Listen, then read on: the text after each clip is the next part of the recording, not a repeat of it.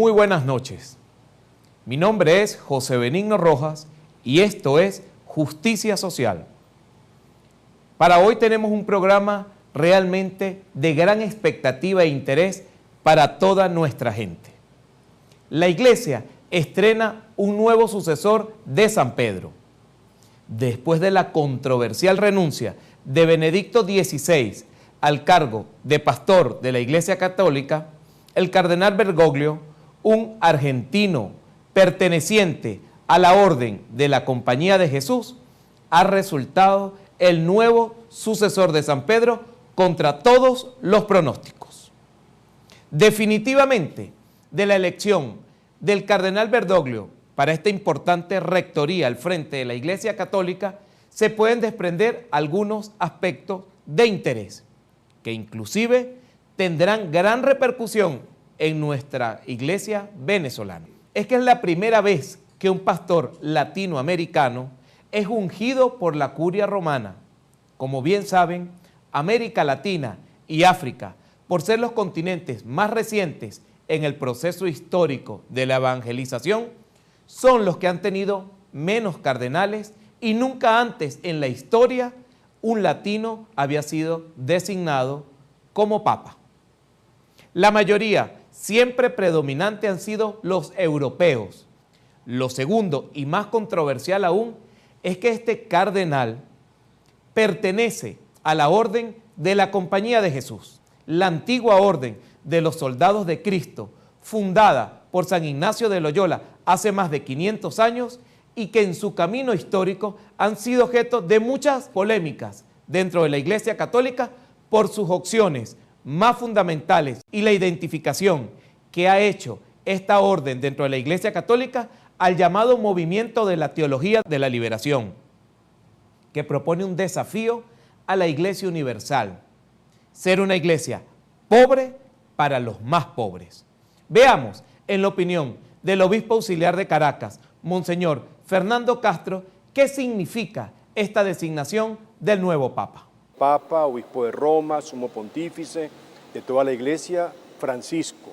No Francisco I, sino Francisco, porque es el único en la vida de la Iglesia que ha tomado el nombre de Francisco de Asís, este poverello, este hombre pues, que revolucionó a la Iglesia prácticamente en la mitad pues, de nuestra era, en los siglos X y XI, con un ideal de pobreza, de desprendimiento, de elevar la mirada a las cosas fundamentales como son pues las cosas de arriba, las cosas de Dios, el destino eterno pues de todos los hombres. De allí la trascendencia de esta designación, lo cual avisora cambios importantes dentro de la estructura de la actual Iglesia Católica, quien en la actualidad vive momentos de crisis y de algunos intentos de cismas debido a la falta de respuestas concretas o, en el peor de los casos, a la ortodoxa posición frente a algunos temas controversiales, tales como la participación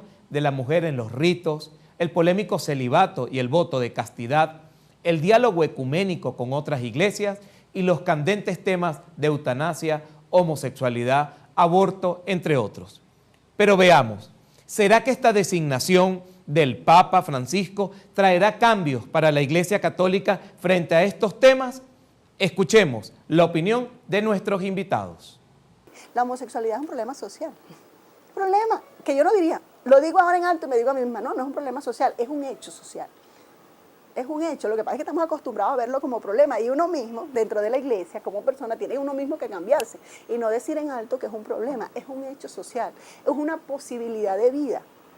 Y así como elegimos a algunas gentes ser célibes, también otros pueden elegir ser casados y estar dentro de la misma estructura clerical. Lo que no se puede es imponer que todos los sacerdotes y todas las religiosas, que es lo que hizo el papado, es una imposición. Lo que pasa es que hoy lo decimos así. Antes decíamos que era voluntad de Dios. Y es lo que los tiempos cambian. Y es que antes era voluntad de Dios porque estábamos convencidos, porque era otro conocimiento del mundo. El aborto es un abuso, tanto que Juan Pablo II ha llegado a decir que las civilizaciones que aprueban el aborto están lesionando el derecho humano más básico y fundamental, que es la vida, y en este caso la vida inocente. porque todavía la pena de muerte no es justificable y la Iglesia no la justificará nunca.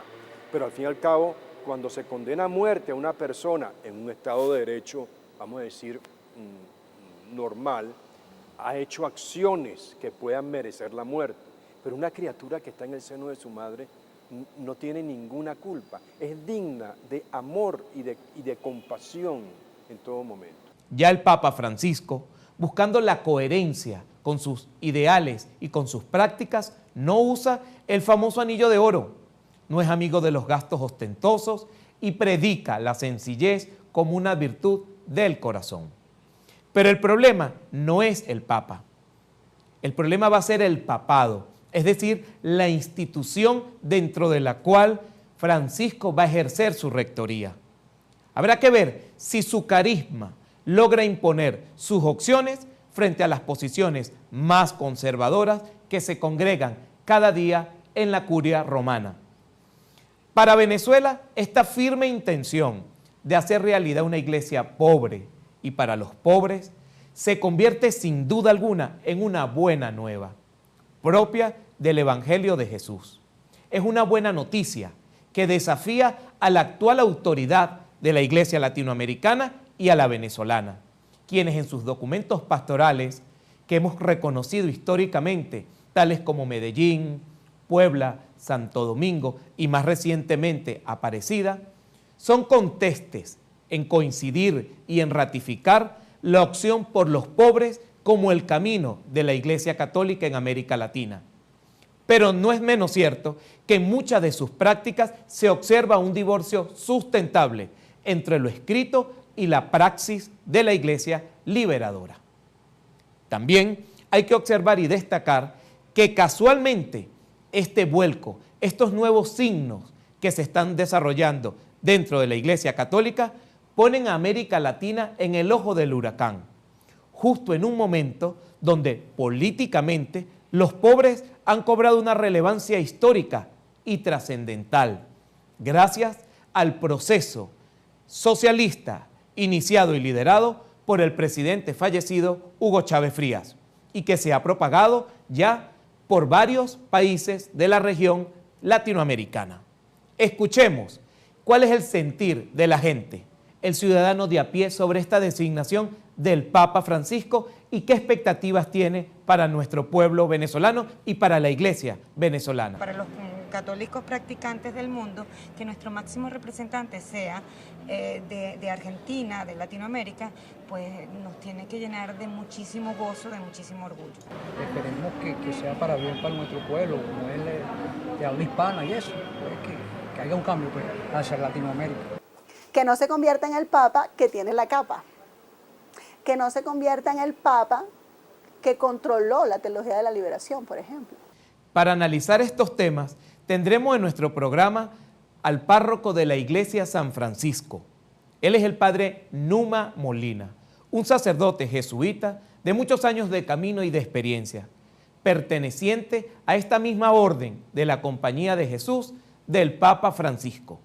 Hoy estaremos con él, compartiendo y analizando todos estos temas de interés y de buena noticia para nuestro país. Quédense con nosotros después del corte. Esto es Justicia Social.